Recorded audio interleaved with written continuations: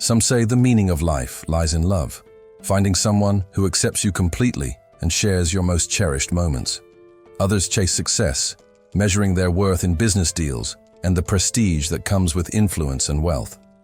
For some, happiness itself is the answer, that rare, unshakable joy that nothing else in life can rival. But for Hen, the answer has always been survival. Even as a child, Hen had a singular purpose: to escape poverty. While other kids played with toys and ran through the streets without a care, he was learning how to stitch fabric by hand, helping his grandmother make ends meet. As he grew older, he took whatever jobs he could find: gas station attendant, delivery boy, anything that paid. Time didn't slow down. Hen grew into a young man, and his grandmother, once full of energy, now struggled just to care for herself.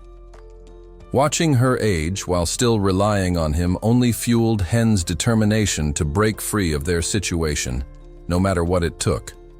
One day, on his way home from another job, Hen paused in front of a massive screen glowing with an advertisement.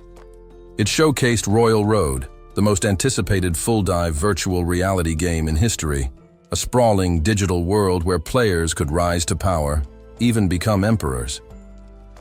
Hen stared at the screen, captivated by the promise of freedom and opportunity. But then, reality set back in. Royal Road wasn't a path to income. It was a distraction.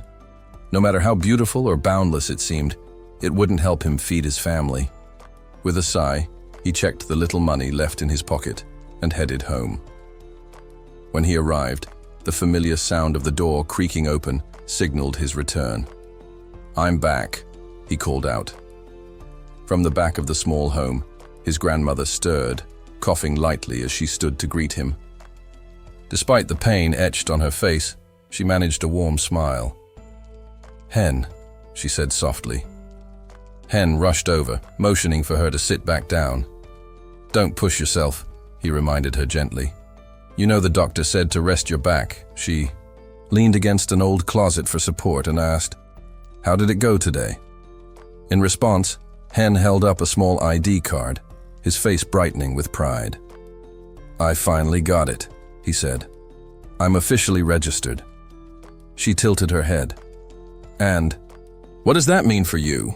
"With this, I can work at cafes, or maybe even get something better," he replied, hope flickering in his eyes. "Now that I'm of age, I should be able to find decent work." Glancing around the room, Hen suddenly remembered someone. "Where's Jan?" His grandmother's smile faded. She looked away and answered, "She went out earlier and hasn't come back." Hen's brow furrowed.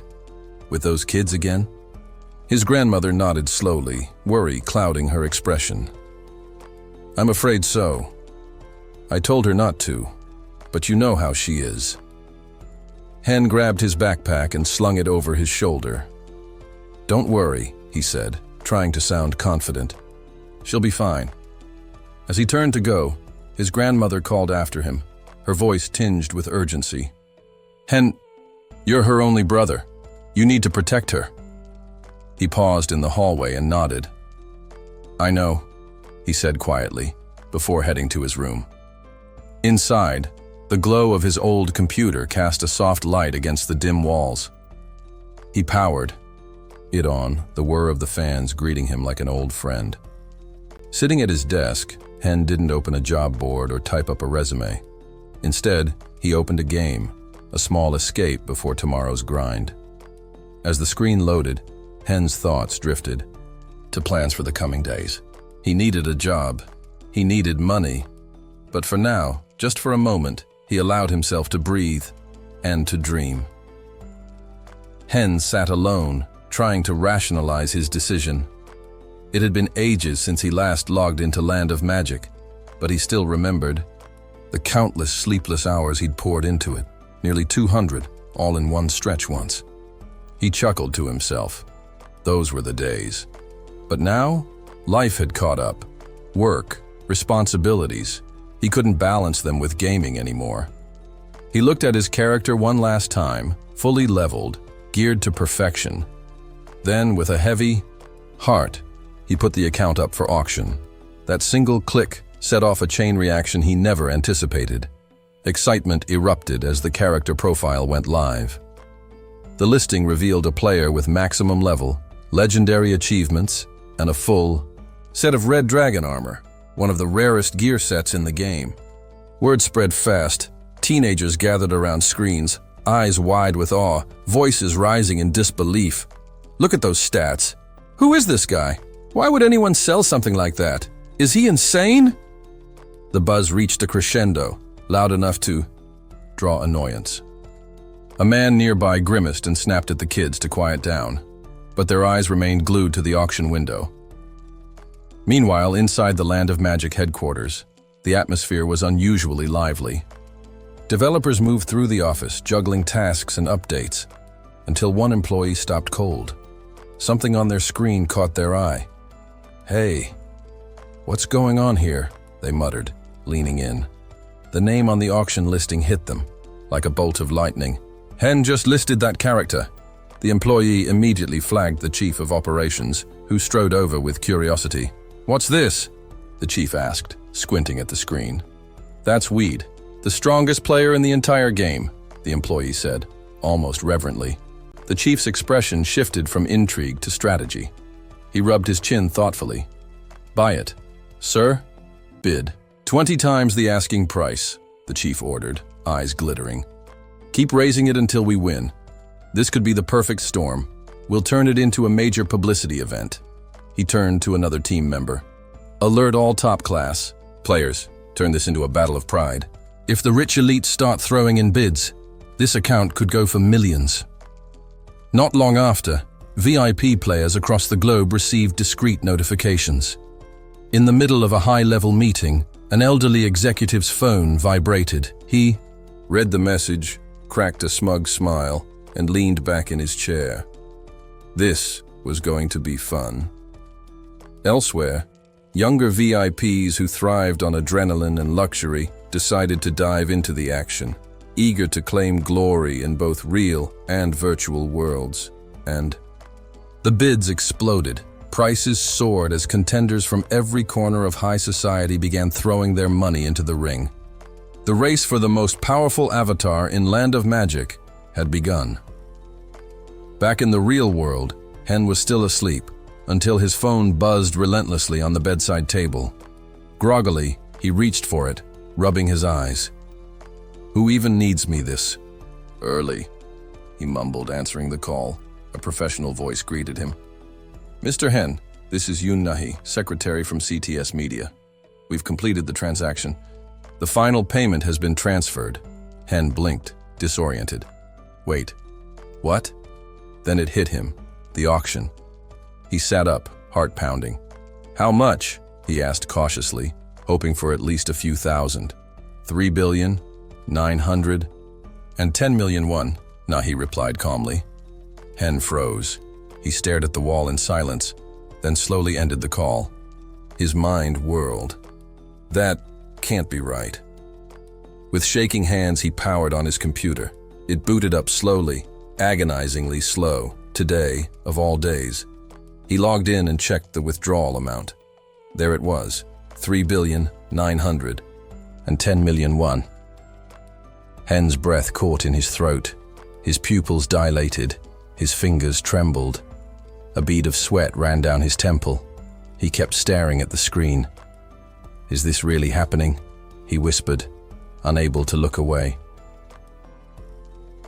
Hen sat in stunned silence, staring at the screen that confirmed the number. Over 3 billion won. A sum like that didn't just change a bank account, it rewrote reality. He couldn't help but wonder what it meant in the grand scheme of things. 3 billion. What kind of life came with that? His thoughts drifted back to the leaky roof of his childhood home. Back then, every rainy season brought indoor puddles, and rusted pipes groaned louder than the night wind. With this kind of money, those things would have been fixed without a second thought. He remembered walking miles because his legs were tired and his arms were full.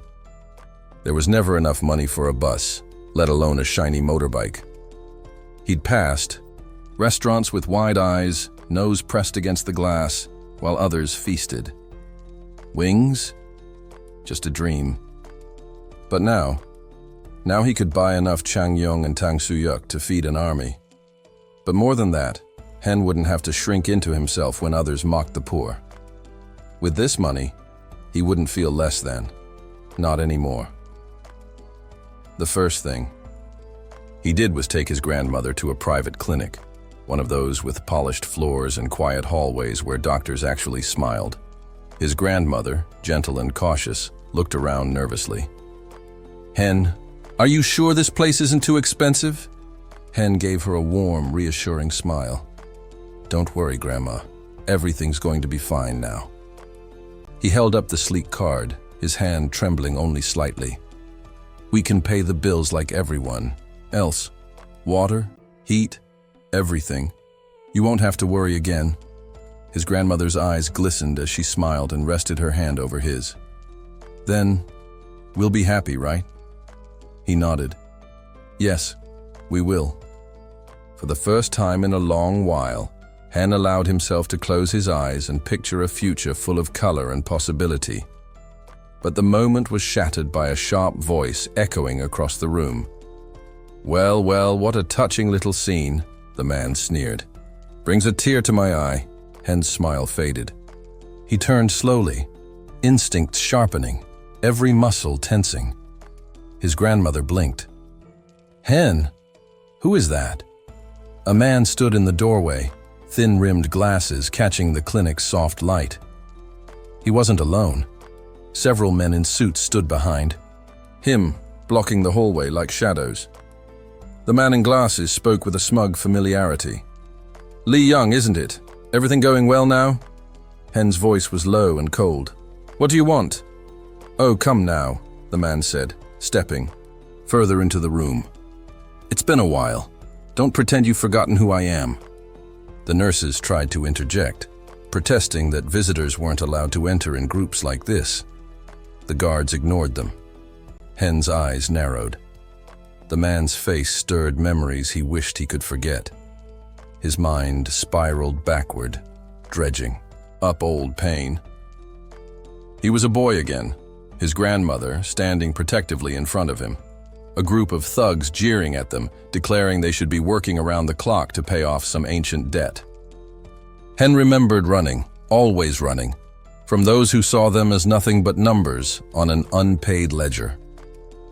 He remembered the man with glasses showing up at his school.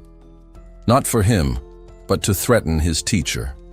The teacher had begged on her knees, asking for mercy, asking that they spare a child's education from the sins of his father. Hen had learned early, in this world, poverty wasn't the crime, debt was. He snapped back to the present, glaring at the man. "What do you want?" he asked, voice edged with anger. The man adjusted his glasses and tilted his head with theatrical patience. "Isn't it obvious? I'm here to collect what your father owed. Time to settle the debt." Hen's fists clenched. The money, the hope, the fragile dreams of safety, they were all under siege again. Hen faced Snidel, his voice low but determined. "Can I settle the debt now?" he asked, hoping to end the ordeal once and for all. Snidel's expression twisted into a smile that didn't reach his eyes. So eager to close the chapter. "Fine, let's finish this. Right here, right now." Hen braced himself. "How much are we talking?" Snidel chuckled darkly, shaking his head as though Hen had just insulted him. "You're being awfully casual considering the circumstances, but I won't hold it against you." He leaned in. "3 billion. Hen's eyes widened in disbelief. 3 billion? That's ridiculous. My father didn't borrow more than 100 million. Snidel's laughter filled the room, sharp and taunting. Maybe so. But that was 8 years ago. Interest, my friend. Compound it with fees and our very generous commission rate, and you end up with quite the impressive number. Hen pulled out his phone, fury tightening his grip. "Enough. Stop messing around. If you're trying to scam us, I'll call the police right now." Snidel didn't even flinch. Instead, he smirked. Please, go ahead, dial away. You really think the cops will get involved in something like this? You think they'll touch us? Hen hesitated. He could feel the sweat trailing down his temple. Snidel had a point.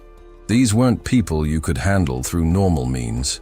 The law had no sway here, not with men like him. Then, from the leather couch nearby, a man in a tailored suit raised his voice calmly. Enough noise. The room fell silent. The man adjusted his glasses and turned towards Snidel. If we're going to settle this, then explain the terms properly. Stop wasting time. Snidel gave a mocking bow and muttered a half-hearted apology before stepping forward. With a flick of his wrist, he produced a document and placed it in front of Hen. Hen scanned the sheet warily, his heart sinking as Snidel laid out the details. 50% annual interest, he explained, tapping on the figures. And a service, commission on top. Add it all together, and you're comfortably over 3 billion. Hen clenched the paper in his hands, searching for a way out. What if I refuse the inheritance? This debt? Maybe I can avoid it.